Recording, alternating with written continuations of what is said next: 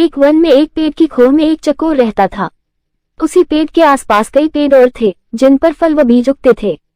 उन फलों और बीजों से पेट भरकर चकोर मस्त पड़ा रहता। इसी प्रकार कई वर्ष बीत गए। एक दिन उठते उठते एक और चकोर सांस लेने के लिए उस पेड़ की टहनी पर बैठा।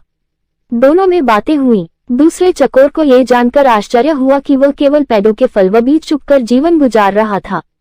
दूसरे ने उसे बताया, भाई, दुनिया में खाने के लिए केवल फल और बीज ही नहीं होते और भी कई स्वादिष्ट चीजें हैं, उन्हें भी खाना चाहिए। खेतों में उगने वाले अनाज तो बेजोड़ होते हैं, तभी अपने खाने का स्वाद बदलकर तो देखो। दूसरे चकोर के उड़ने के बाद वह चकोर सोच में पड़ गया। उसने फैसला किया कि कल ही वह दूर नजर आने वाले खेतों की ओर जाएगा और उस अनाज नाम की चीज का स्वाद चखकर देखेगा। दूसरे दिन चकोर उठकर एक खेत के पास उतरा। खेत में धान की फसल उगी थी। चकोर ने कोम्पले खाए, उसे वह अति स्वादिष्ट लगी। उस दिन के भोजन में उसे इतना आनंद आया कि खाकर तप्त होकर वही आंखें मूंदकर सो गया। इसके बाद भी वह वही पड़ा रहा, रोज खाता पीता और सो जाता। 6-7 दिन बाद उसे सुध आई कि घर लौटना चाहिए। इस बीच एक खरगोश घर की तलाश में घूम रहा था। उस इलाके में जमीन के नीचे पानी भरने के कारण उसका बिल नष्ट हो गया था। वह उसी चकोर वाले पेड़ के पास आया और उसे खाली पाकर उसने उस पर अधिकार जमा लिया और वहां रहने लगा। जब चकोर वापस लौटा तो उसने पाया कि उसके घर पर तो किसी और का कब्जा हो गया है।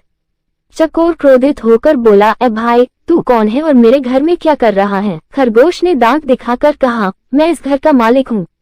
मैं 7 दिन से यहाँ रह रहा हूँ, ये घर मेरा है। चकोर गुस्से से फट पड़ा, भाई, मैं इस खोह में कई वर्षों से रह रहा हूँ, किसी भी आसपास के पंछी या चौपाई से पूछ ले। खरगोश चकोर की बात काटता हुआ बोला, सीधी सी बात है, मैं यहाँ आया, ये खोह खाली पड़ी थी और मैं यहाँ बस गया, मैं अब क्यों पड़ोसियों से पूछता फिरूं? चकोर गुस्से में बोला, वाह, कोई घर खाली मिले तो इसका यह मतलब हुआ कि उसमें कोई नहीं रहता। मैं आखिरी बार कह रहा हूँ कि शराफत से मेरा घर खाली कर दे वरना। खरगोश ने भी उसे ललकारा, वरना तू क्या कर लेगा?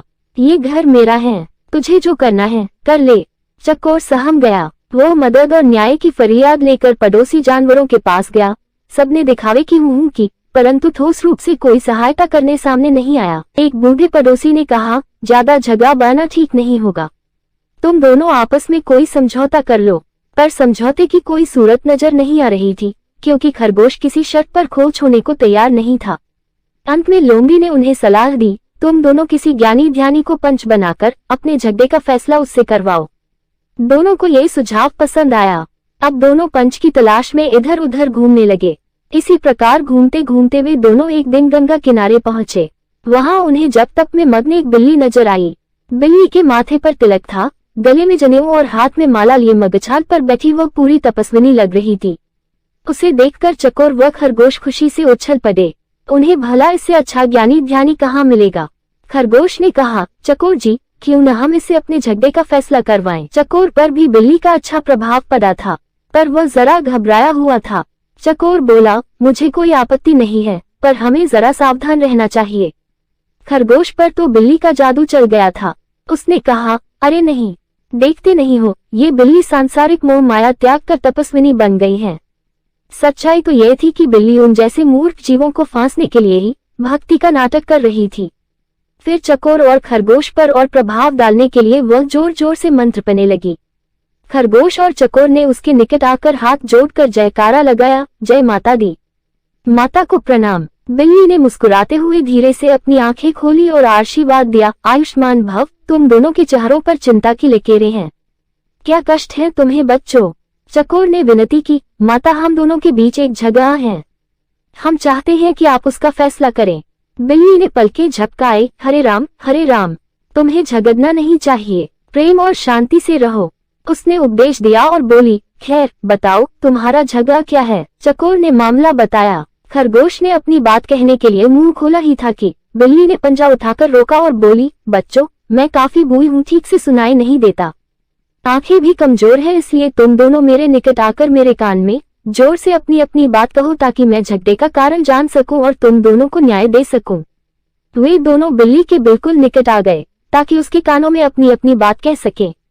बिल्ली को इसी अवसर की तलाश थी। उसने म्याऊ की आवाज लगाई और एक ही झपटे में खरगोश और चकोर का काम तमाम कर दिया। फिर वह आराम से उन्हें खाने लगी। इस कहानी से हमें ये सीख मिलती है कि दो के झगड़े में तीसरे का ही फायदा होता है, इसलिए झगड़ों से दूर रहो। अगर आपको ये कहानी पसंद आए तो प्लीज लाइक, शेयर और सब्सक्राइब करें। इस कहानी को देखने के लिए बहुत बहुत धन्यवाद।